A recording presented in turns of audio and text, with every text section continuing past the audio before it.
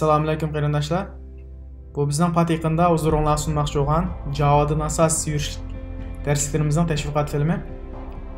Biz patiqinda sizlarga shu Java'dan 0 seviyadan yuqori seviyagacha bir yurish Uyg'urcha darslik ishlamoqchi, uning jiddiy tutish qilyapmiz. Shunga sizlarga Java orqali nima qilib bo'ldi deganga ozroq bir tushuncha bergim to'g'ri topdim. Nima uchun biz Java'ni bilmaymiz degan. Ama şu Java hazır. Yani 2019 yılı bazanın şu Amerika'daki bu statistika Amerika'dan bilingan. Şuna to'g'rilik darsi bir qadar yuqori Amerika'daki eng ehtiyojli til program tili yani Java. Birinchi o'ringa qo'yilgan 2019 yılı.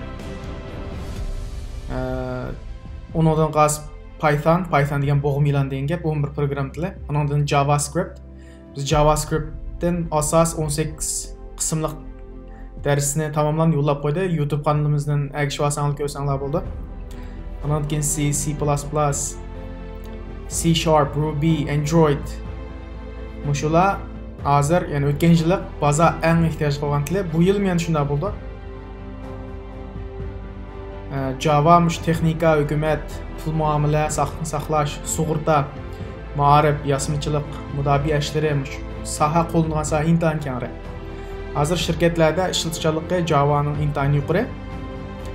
Hamda shu Java boylik, ya'ni Fortune boylik jurnalining ashnon tuzilgan 90% shirkatlarning orqasi qurilmasidan shu Java'ni ishlatadi. Shunga biz Java'ni ehtiyoj yuqori bo'lgan shu Java'ni bilamiz.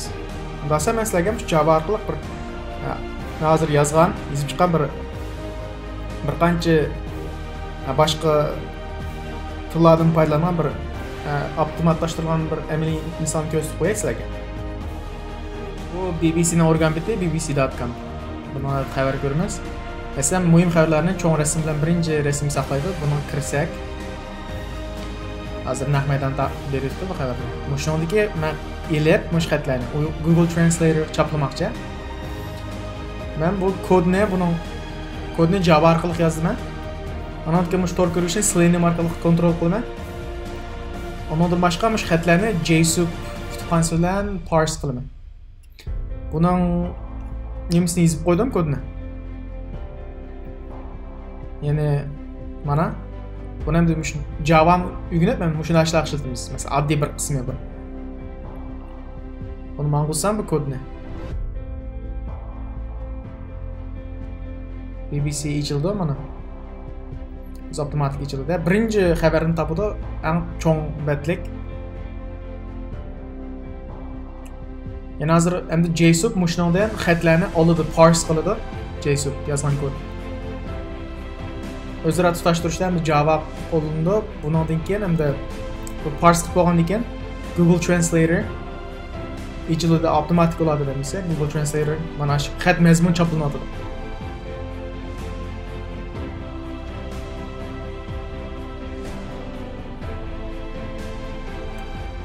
Aş xabardagi mazmun choplanadi. Java orqali qilyapmiz bu ishlarni, ilib saqlab.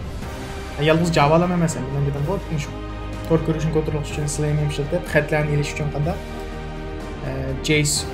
JSON bilan parse qilib bu bekchi qo'yib ketdi. Masalan, shu tarjima qilib olamda unutmayman. Bunun xat cheklamasi 5000. Mana tarjima qildim. Mushu odatda England, Kolumbiya mush xabarni qanda tarjima qilib qo'ydim. Bizniki hamda Java'dagi o'rganish maqsadimiz shu, chunki ishlatuvchilardan tanishib shirkatlarniki.